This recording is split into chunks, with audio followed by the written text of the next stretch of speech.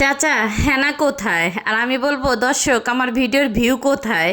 যাই হোক, আসসালামু আলাইকুম, সবাই কেমন আছেন? আশা করি ভালো আছেন। আমি আল্লাহর রহমতে অনেকটা ভালো আছি। তো প্রতিদিনের মতন কিন্তু আজকে নতুন একটা লং ভিডিও নিয়ে হাজির হলাম। খুবই ছোট্ট একটা ভিডিও, আশা করি ফুল ভিডিওটার সঙ্গেই থাকবেন।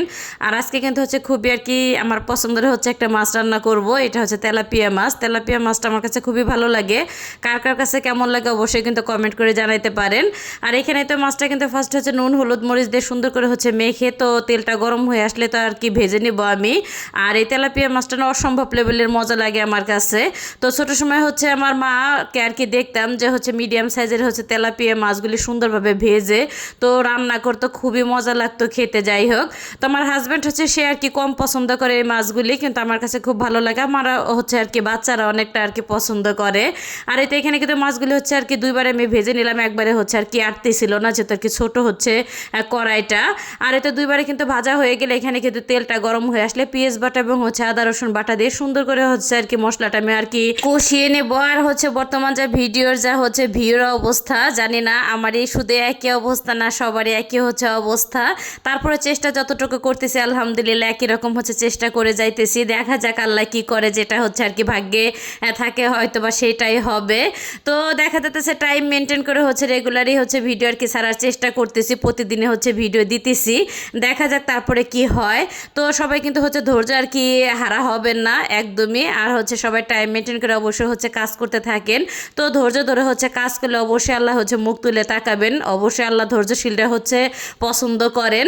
যাই হোক, আর এখানে কিন্তু হচ্ছে তো সবজিটা কিন্তু সেদ্ধ হয়ে গেলে এখানে কিন্তু হচ্ছে ভেজে রাখা মাছগুলি দিয়ে দিলাম। আর এই দেখুন কি অবস্থা, প্রতিটা মাছই কিন্তু হচ্ছে আমি ভেজে নিছি। তো এক পিস মাছ হচ্ছে আর কি মাছের নিচে ছিল, ওইটা হচ্ছে আর আমি দেখি নাই। এখন হচ্ছে তরকারির ভিতরে মাছ দেওয়ার পরে দেখি যে এক পিস মাছ হচ্ছে আর কি ভাজতে আমি ভুলে গেছি।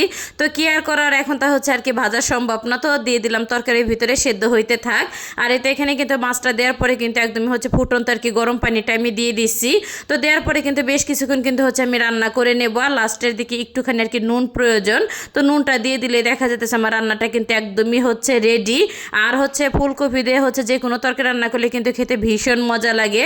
আর আমার কাছে মনে হয় যে ফুলকপিটা ছোট বড় সবাই অনেক অনেক হচ্ছে পছন্দ করেন। আর এই তো রান্নাটা কিন্তু হচ্ছে আমার কি হয়ে গেছে, তরকারির কালারটা কিন্তু অনেক সুন্দর আসছে, খেতেও কিন্তু অসম্ভব মজা হয়েছে। আর বললামই তো তেলাপিয়া মাছটা কিন্তু অনেক অনেক হচ্ছে পছন্দের একটা মাছ আমার। আর এটা কিন্তু হচ্ছে সন্ধ্যার আর কি ভিডিও। তো হচ্ছে আমার মেয়ে আর কি সালাদ বানায় নিয়ে আসছে আমার জন্য, একটু সালাদ খাইতে চাইছিলাম।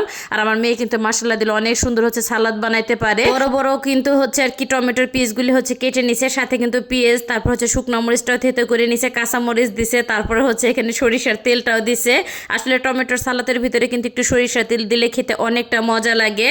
তো দেখা যেতেছে যখন আর কি সালাদ খাইতে মন চায় এভাবে হচ্ছে বানাই আমি, মাঝে মধ্যে আর কি সুদাই খাই, খুবই ভালো লাগে আমার কাছে।